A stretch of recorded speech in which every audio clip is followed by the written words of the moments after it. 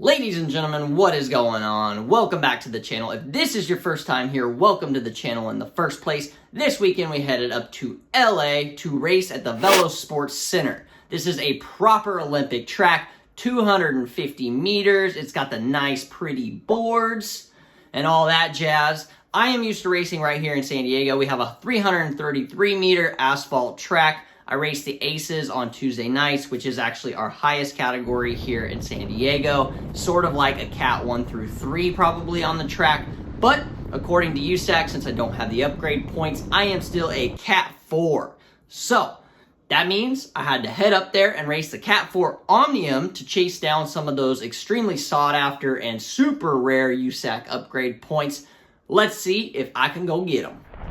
Alright guys, so first thing real quick, just a disclaimer, the footage does get better. I accidentally was tweaking with some footage settings on my GoPro here, and I didn't have Super View on for the first race, which is the points race. So this race in particular is a little bit limited in terms of like what you're going to be able to see. But it does get better, and then I also ended up turning on my rear cam for the later races also. So bear with me for this first one. You can still see what's going on, but at the end of the day, I do dial it in better for the next two races, I promise. So for a little bit of background, let's start off and give you guys kind of the idea of what we're doing today. So this is an Omnium. It's a mass start style race, and typically with an Omnium, you have like 3 or 4 races in one day. Now, the general idea here is that you score points across that Omnium from each individual race based on your placing in said race. Now, if you had an Olympic-style Omnium, the points that you accrue in the points race are also points that you would accrue towards the overall Omnium. In a non-Olympic style Omnium, you basically just accrue points based on your placing, and only the top 5 actually get scored. Now, this particular day up in LA, what we were racing is we were racing a points race to start, and then we followed that up with an elimination race, and then lastly we ended with a win and out, which is a pretty unique race in itself. I will explain each one in a little bit more detail as we dive into them. This first one is the points race. As you can see already, I am drilling it. Now, the general idea here is that this is a 30-lap points with points every 10 laps. Now, the points basically go to first, second, and third. And I actually believe in this particular Omnium, and on this day, we did first through fourth. So I wanted to start things and just get a little bit animated and get it a little bit faster. You know, I don't have the biggest sprint in the world, so the general idea here for me is to maybe make it hard and wear some people out. And I want to make sure that I'm sprinting when it's time for points. So we're coming up here. I think we're just a few laps in, but you're going to hear the bell here in just a moment, and then we'll be going for points. Now, I don't want to drag everybody to the line and let them all come around me, but track is a little bit different because if you basically can put somebody on your hip and take them up the track, or at least keep them up the track, then essentially what happens is they have to go the long way around you and travel a further distance to get to the line before you. And realistically, if you think about it in crit terms, right, somebody is not necessarily going to make up like a bike length and a half over the course of, you know, 50 to 100 meters, typically. In track, it's a similar idea, but somebody might not realize that they have a bike length or a bike length and a half because they are maybe just a little bit up track from you. Now, on that same front, I do want to mention that you can utilize the banking of the track to gain speed when you come down track. And by down track, I mean coming from the top up closer to the boards down to what is known as the pool or sprinter's lane, which is the area between the black line and the red line. Now, I don't want to dive into like super detail here and give you guys a whole rundown on what basically the rules of the velodrome are, but the general idea here is that we are all going to be chasing points here in just a couple laps. So I'm winding up. You can see I'm starting to gain a little bit of speed here. I'm coming around and I'm going to go for the points, and I'm actually going pretty early. So this being a 250 meter track, I know I can hold on for 250 meters. So I'm just going full send here, all out. I have basically 250 meters to lock up those first points. And we're coming around here, and I'm going to go ahead and cross the line first. Wham, bam. I locked up the first points. Now let's go ahead and reset, and then we're going to fast forward here to maybe 8 laps later when we're going to wind up and go for the second set of points. So I took down the maximum points for the first round, and we're going to roll right into the second round of the same race. So we're coming into the second points lap, and Zach is sort of on the front here, but we're still kind of up track, just waiting for somebody maybe to attack. I know it's probably going to come, and you can see people are starting to wind up here, and I'm going to go for the points. Now, I start absolutely sending it, and I'm trying to come down track, but I can't come down completely because there are other people already down track. So the big orange rider here and Zach, they're just going full send, and I tried to come down, but I didn't have it. So in this particular set of points, I came in third, but I have a first and a third, so I am leading the race currently. And in between points, something that kind of happens is everybody sort of sits up and recovers. Now, I personally want to keep the race a little bit harder than that, but at the same time, I'm realizing that I'm doing okay in these sprints. Now, one thing that I have trouble with is being impatient and just going way too early, and it's a lot harder to go from, 2-3K out than it is to just utilize that sprint power I do have to my advantage. So timing is really everything, and track is a lot more about strategy, in my opinion, than just raw power, and knowing how to utilize the track, knowing when to go, knowing when to ramp up and then put that power down, and then also knowing how long you can hold that power. So the in-between laps here are pretty laid back, but what you're going to see is this flex rider is going off the front, and he's kind of putting the hammer down. Now, the chase effort isn't getting really organized here, and I noticed that every time somebody would pull up track on the front, everybody else was pulling up track with them. So I just went ahead and gave it the business, give it some juice, and bridged myself across to the flex rider. Now, I wanted to pace this effort and not burn myself up. I have been known for just blowing myself out to do stuff like this, so I end up bridging across to this flex rider. He does stay on my wheel. It's just me and him out front right now, but we have a long way to go, so I'm kind of concerned that they're going to come back and end up catching us here. So we're just rolling. We're rolling turns. I come up track, and I want him to work with me. So I tell him, like, come on, man. Like, go. And he's like, you go. So, I'm tired from bridging. He's tired from already having put in the attack to be out the front. And I'm like, man, all right. So finally, we kind of get into a little bit of rhythm here. Now, I'm constantly looking back, checking if the chase is getting organized and if they're rotating well together. And I'm noticing that they're not. So we don't have to go full nuclear here to stay away. We just need to gauge our effort and make sure that effort is strong enough that we keep or maintain the gap that we currently have. So we actually, spoiler alert here, this works out for the next few laps. And then let's jump ahead to the final points lap. And the final points lap is actually worth double points. So we're going to jump up to that. We've been rotating, but you're going to hear the bell right now, and this is for the final points lap and the finish of the race. I look back, I've still got a pretty good gap, and then I've actually put in a little bit of space between myself and the flex rider that I was working with. So I've just been maintaining this gap and doing like the bare minimum effort to stay out in front.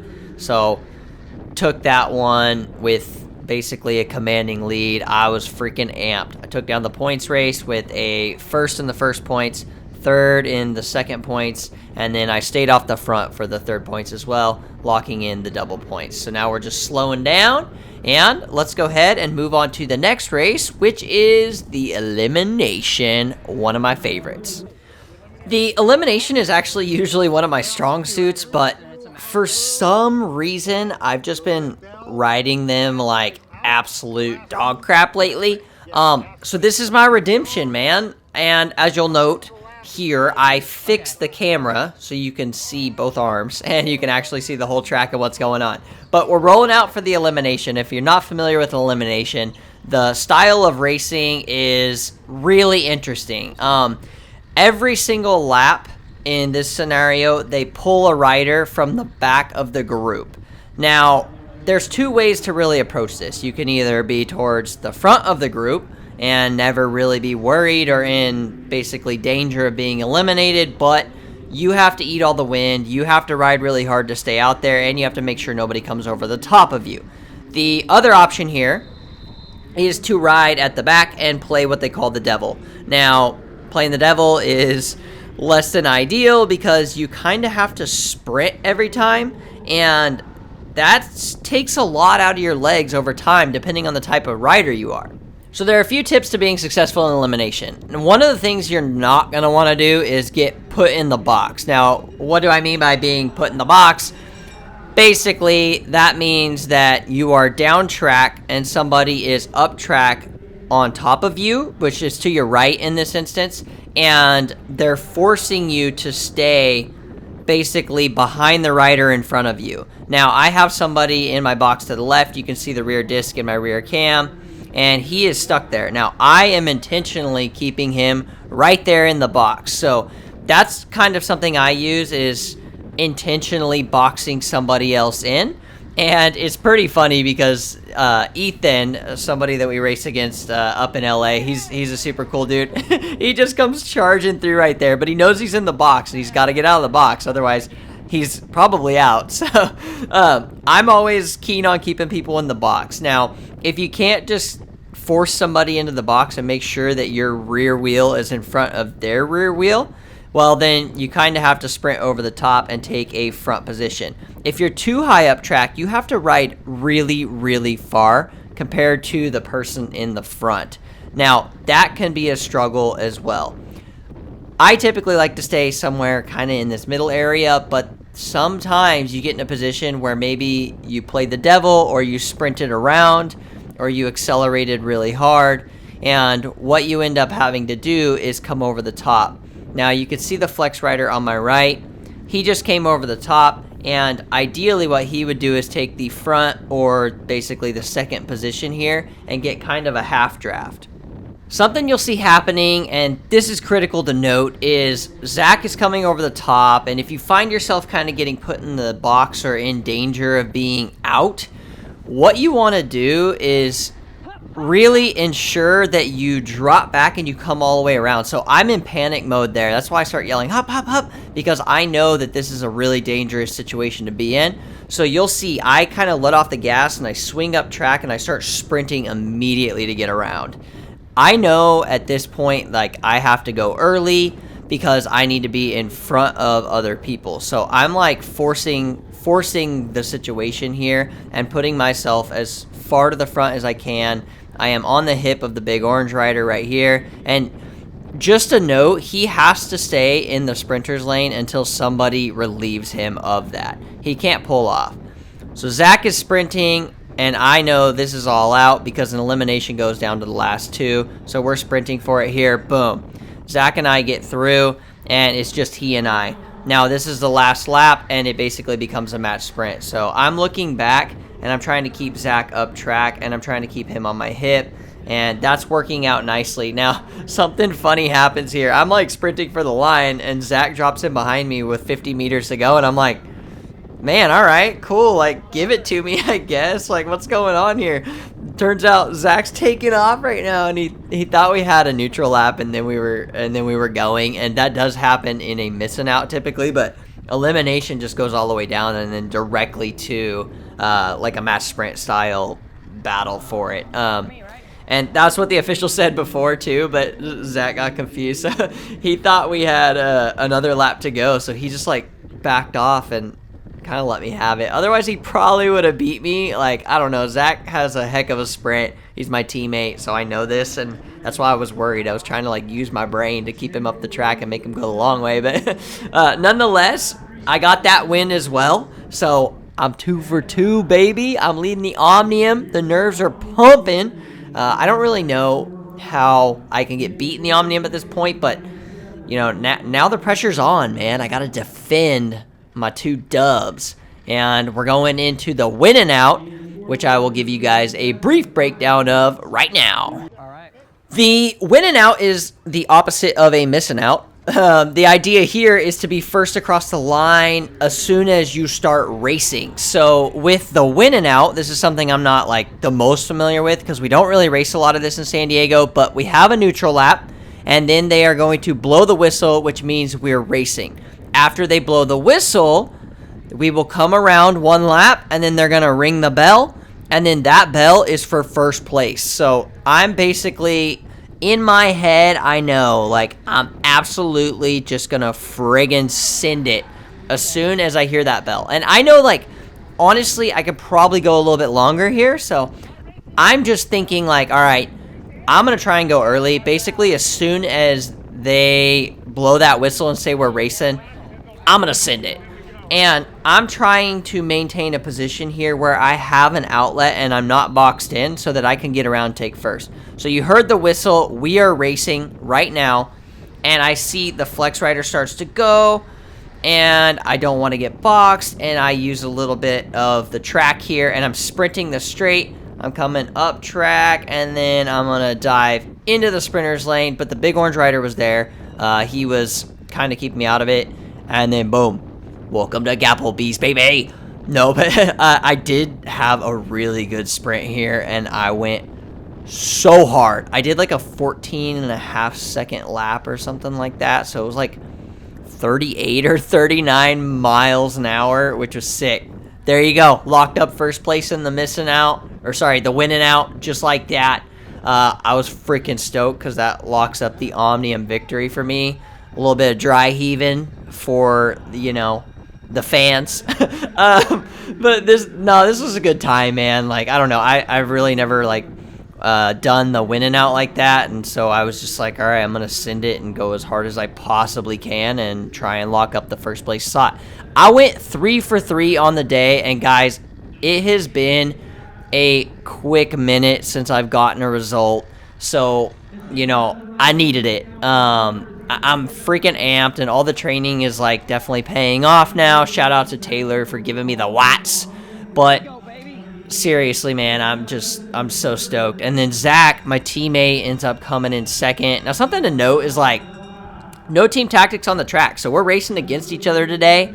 And it was fun to mix it up with the boys, that you're always racing for and helping each other out. Yeah, this is racing against each other. It's a good time. Locked up some upgrade points, won the Omnium, won all 3 friggin' races, which is just sick. And yeah, I'm stoked and looking forward to the next Omnium up here in LA. This is my second time racing on these boards up here. Of course, I'll show you guys some Tuesday night racing footage from San Diego too. So stay tuned for that. Stick around, subscribe to the channel, and thanks for watching, guys. Appreciate it. Hit that like button. It's like the coolest thing that you can do to help out small creators like myself. I'll see y'all again soon.